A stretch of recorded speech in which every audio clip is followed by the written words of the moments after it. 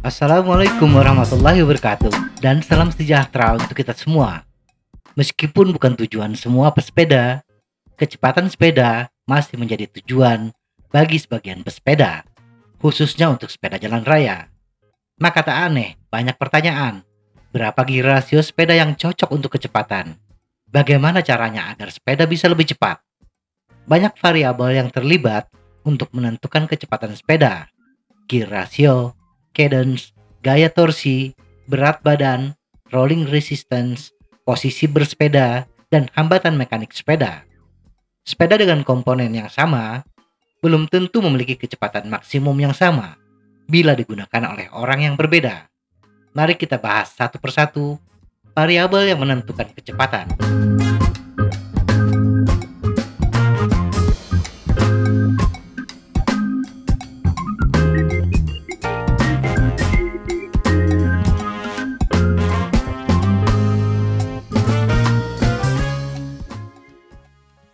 Kecepatan maksimum teoritis.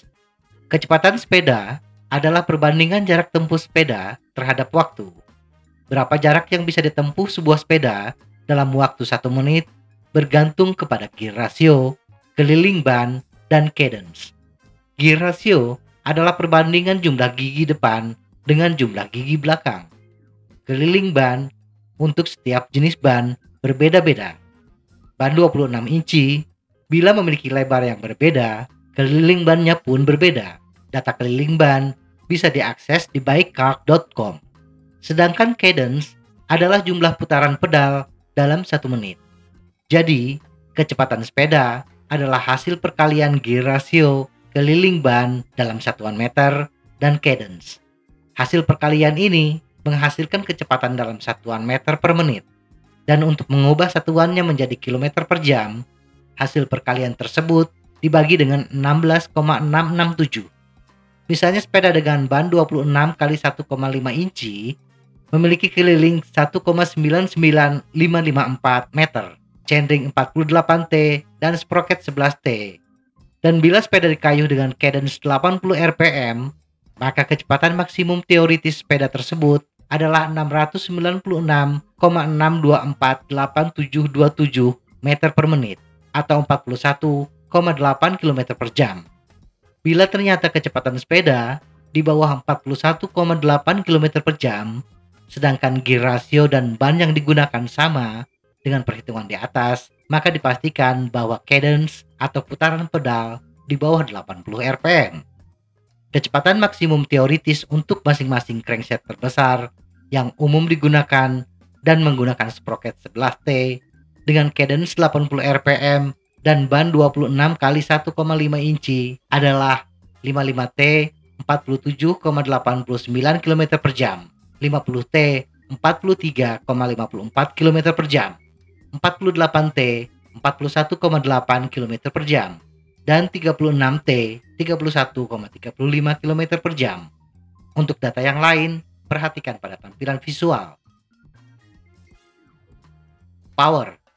Kecepatan maksimum teoritis tersebut hanya bisa kita capai bila tenaga atau power yang dibutuhkan untuk kecepatan tersebut mampu kita sediakan. Power yang dibutuhkan untuk kecepatan tertentu bergantung kepada berat total, pesepeda, sepeda, dan perbekalan, rolling resistance ban, dan posisi bersepeda, aspek aerodinamis.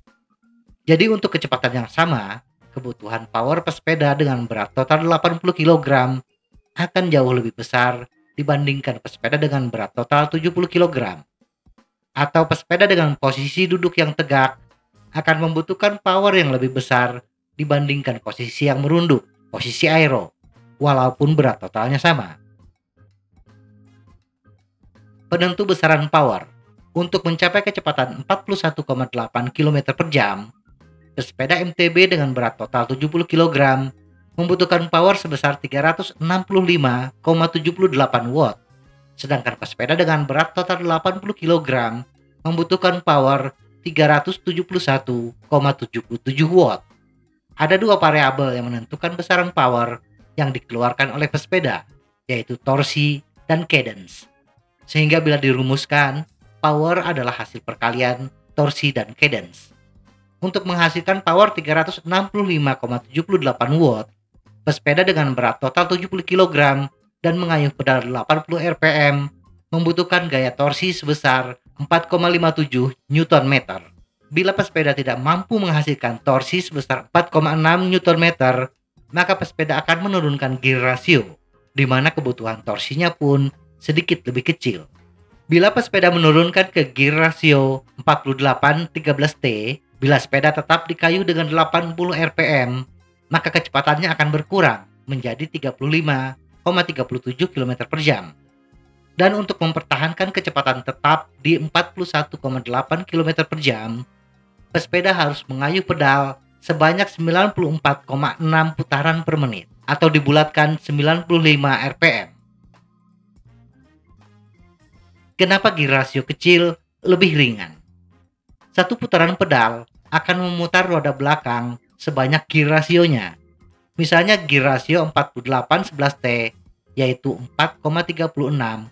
Itu artinya bila kita memutar pedal satu kali, roda belakang akan berputar 4,36 kali, atau sepeda akan bergerak sejauh 8,7 meter untuk ban 26 kali 1,5 inci. Berat ringannya kayuhan bergantung kepada seberapa jauh suatu benda berpindah dalam satuan waktu. Semakin jauh jarak tempuh suatu benda, maka semakin besar usaha atau work yang dibutuhkan. Besaran usaha inilah yang kita rasakan sebagai berat ringannya kayuhan. Ketika kita menurunkan gear ratio, misalnya ke 48-13T, 3,69, kita hanya memindahkan sepeda sejauh 7,37 meter.